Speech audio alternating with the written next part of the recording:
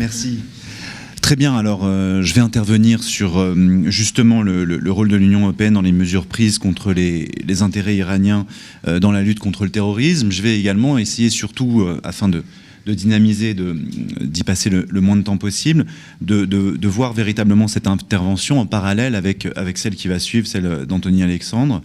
Ce matin, j'ai d'ores et déjà remercié les organisatrices du colloque. C'est un colloque, maintenant on en a la certitude, qui est très réussi pour la richesse de ces échanges, qui permet de mettre en relief justement un certain nombre de divergences, notamment par rapport on va dire tout simplement aux disciplines sur lesquelles on peut travailler.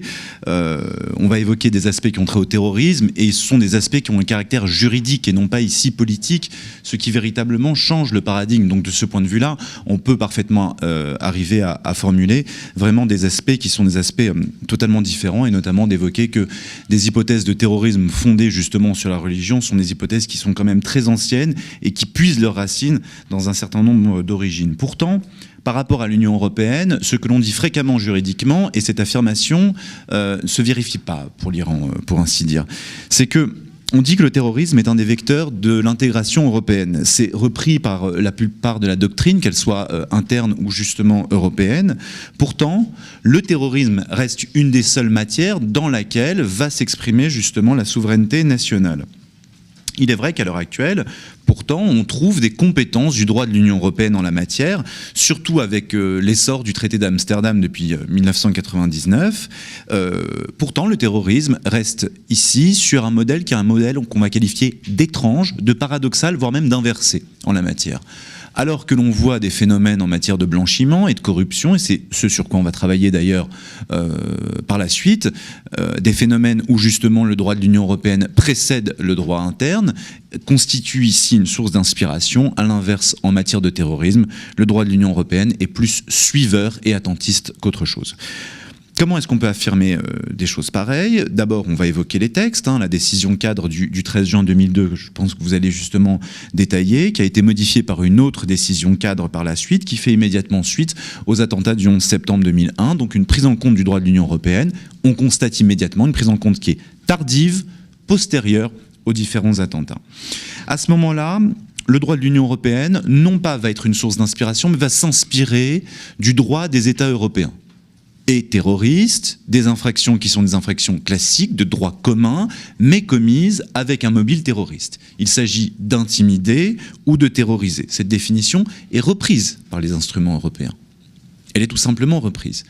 Certes, la menace terroriste va changer et va se transformer de nature. Et avec les actes terroristes que l'on a connus par la suite en France, en Occident de façon générale, il va y avoir de nouveaux instruments, avec parmi ces instruments des aspects qui sont des aspects très intéressant. On a une résolution du 25 novembre 2015, par exemple, qui, ici, parle de coordination, d'établissement d'une liste noire des djihadistes et même des djihadistes terroristes présumés. Ça, je sais que ça vous plaît beaucoup quand on présume ici le djihadisme. La définition de ce que sont les combattants étrangers, pour pouvoir justement les juger à leur retour dans le droit de l'Union européenne. Ça, c'est dans une résolution, je le répète, du Parlement européen de 2015. Je ne suis pas en train de vous détailler le programme d'un des candidats, ici, à l'élection présidentielle en France. La mise sous rétention administrative des personnes justement susceptibles d'être jugées dangereuses. L'instauration de contrôles systématiques aux frontières de l'Union européenne. Nouvelle fois, c'est dans la résolution du 25 novembre 2015. Un texte non contraignant, adopté postérieurement, une nouvelle fois, à des attentats. On a ici donc ce que l'on va qualifier de droit mou, de soft law, du droit qui sera qualifié de droit non effectif, et je sais qu'en disant cela, bien évidemment, ça va faire réagir les plus européanistes d'entre vous. Déjà ici, dès lors que l'on envisage ce type d'aspect, eh bien, on constate tout de suite que ces dispositions par rapport au terrorisme vont manquer cruellement d'efficacité. Maintenant, on va rentrer dans le vif du sujet, c'est-à-dire on va s'intéresser à la situation de l'Iran, où, là encore, ici, le droit de l'Union européenne, s'il n'est pas attentiste en tout cas, est assez naïf par rapport à ces questions. Et alors, donc un raisonnement en deux temps, d'abord de dire que lorsque l'on remet en cause le droit de l'Union européenne, ce sont les États membres que l'on remet en cause, et puis par la suite également les instruments qui fonctionnent, et que ces instruments sont plutôt d'inspiration internationale. Tout d'abord, on peut évoquer l'effacement du droit de l'Union européenne par rapport aux États membres. il y a une répartition des compétences en droit de l'Union européenne par rapport au terrorisme, qui est une répartition qui est déséquilibrée. On parle dans le traité sur le fonctionnement de l'Union européenne, article 4, sous petit j justement, on parle d'un espace de sécurité de l'Union. Donc les instruments juridiques existent, espace de sécurité avec une coopération judiciaire en matière pénale, en matière policière, une coopération administrative aussi qui est organisée. Pourtant la lutte contre le terrorisme relève en premier lieu, c'est ce que nous disent aussi les textes, de la responsabilité des États. Donc ce sont les États de prendre l'initiative. La Cour de justice, ici, d'ailleurs, ne se reconnaît pas compétente pour statuer sur les responsabilités des États dans leurs éventuelles lacunes, dans les éventuels manquements dans la lutte contre le terrorisme. Et l'intervention de l'Union, donc des États, s'effectue dans le cadre du respect des droits fondamentaux et des différents systèmes des traditions juridiques des États membres de l'Union européenne. C'est l'article 67, paragraphe 1er du traité sur le fonctionnement de l'Union européenne. Donc, les États, ici, doivent participer, doivent œuvrer dans la lutte contre le terrorisme. C'est déjà, ici, un aspect qui est un aspect essentiel. Et puis, immédiatement, on va le voir comment va s'exprimer cette souveraineté. C'est un deuxième temps de ce premier aspect. Alors, comment est-ce que ça s'exprime ? Ça s'exprime à travers la souveraineté. De ce point de vue-là, le droit de l'Union européenne, il se situe à la traîne du droit international et notamment du GAFI, Groupe d'Action Financière, qui est une enceinte de coordination internationale en matière de lutte contre le blanchiment et le financement du terrorisme. Alors pourquoi axer maintenant ces développements sur ceci ? C'est très simple. Pour bâtir cette intervention, j'en avais discuté avec les organisatrices.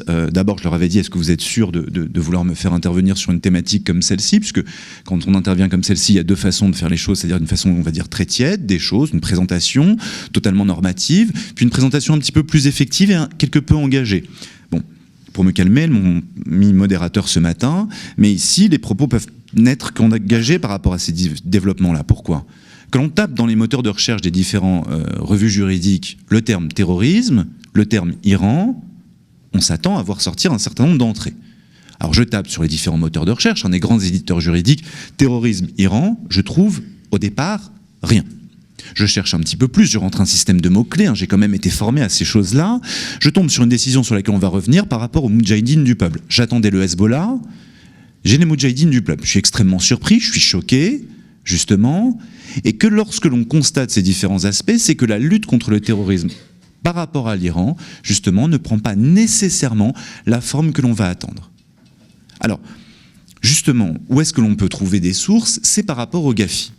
Le GAFI, on voit, le GAFI contient des listes des différents pays qui sont des pays problématiques, et là on va parler du financement du terrorisme. Finalement, aujourd'hui, c'est là où se situent les différents enjeux et les enjeux principaux en la matière. Le financement du terrorisme, il y a d'abord une déclaration publique des pays jugés non coopératifs parce qu'ils ne coopèrent pas avec le GAFI ou qui ne font pas suffisamment de progrès. C'est là où on trouve l'Iran. Donc on trouve l'Iran tout de même dans cette liste-là, on va y revenir. L'Iran n'est plus dans cette liste désormais. Mais au départ, elle est dans cette liste, à côté d'autres États comme la Corée du Nord, ou encore la Birmanie ou l'Éthiopie. Voilà, au total, on a une petite dizaine d'États. Il y a un échelon intermédiaire. La liste intitulée « Améliorer la conformité aux normes sur les luttes contre le blanchiment de capitaux et le financement du terrorisme ». C'est des pays qui sont, et il y en a 41 sur cette liste, qui se sont engagés à un haut niveau politique à mettre en œuvre dans les meilleurs délais un plan d'action élaboré par le GAFI pour combler leurs lacunes. On a donc 10 pays sur cette première liste noire, et puis par la suite on va dire 31 pays sur cette deuxième liste grise. Donc parmi ces pays, il y a, je ne sais pas, je vous cite au hasard, la Mongolie par exemple, le Soudan, le Tadjikistan ou le Zimbabwe encore. Bon, très bien.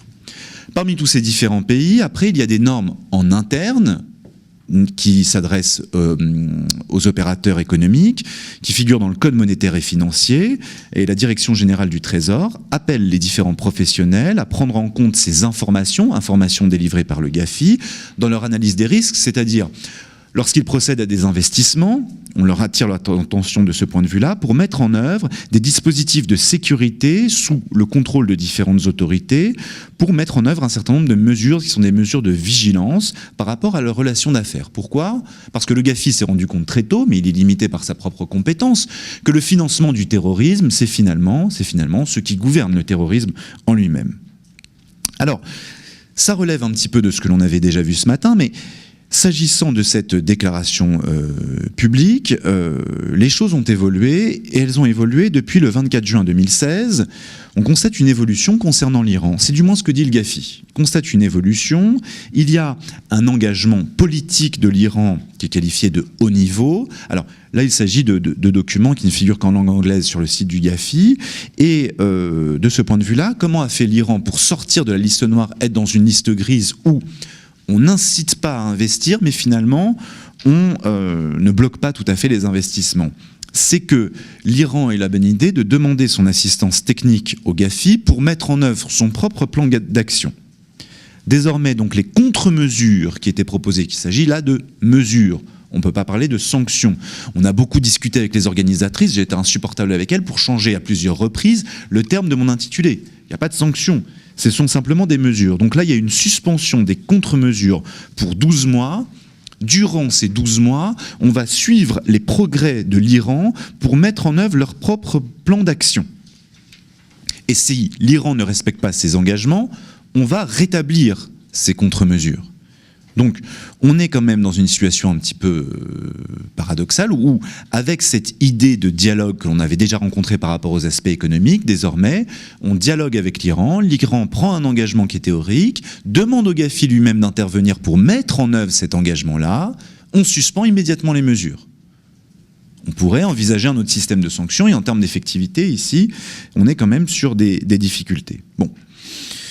Voilà ce qu'il en est par rapport au GAFI. Alors, bien évidemment, on ne va pas uniquement se contenter des aspects qui sont des aspects négatifs. Donc, il y a également une stratégie globale qui est mise en œuvre par le droit de l'Union européenne.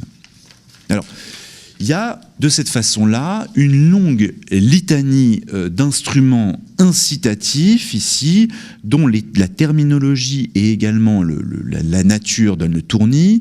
La décision cadre de 2002 relative à la lutte contre le terrorisme, modifiant le règlement de 2001 relative aux mesures restrictives d'application en matière de terrorisme qui ont doté l'Union européenne d'outils indispensables, nous dit-on, à la répression pénale, à côté d'une directive relative à la financement du terrorisme, à côté également de la décision cadre relative au mandat d'arrêt européen, qui est un instrument utile qui est mis en œuvre. Et là, on voit dans le droit de l'Union européenne, alors ici, si j'avais 3 heures de suite, je n'ai pas 3 heures, hein, c'est ça, non, c'est dommage.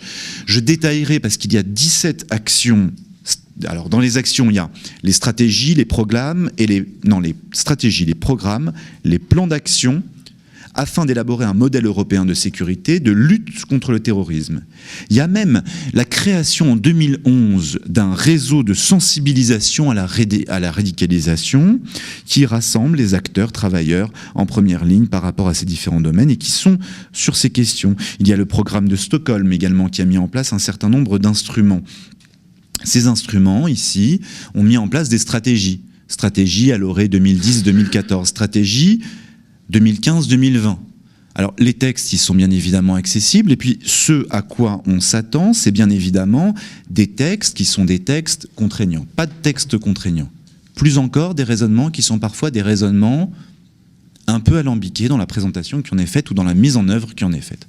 On fait appel au droit de l'Union européenne en espérant trouver là une solution qui n'y figure pas dans le droit de l'Union européenne par rapport à ces agissements qui ont trait au terrorisme. Pourquoi ?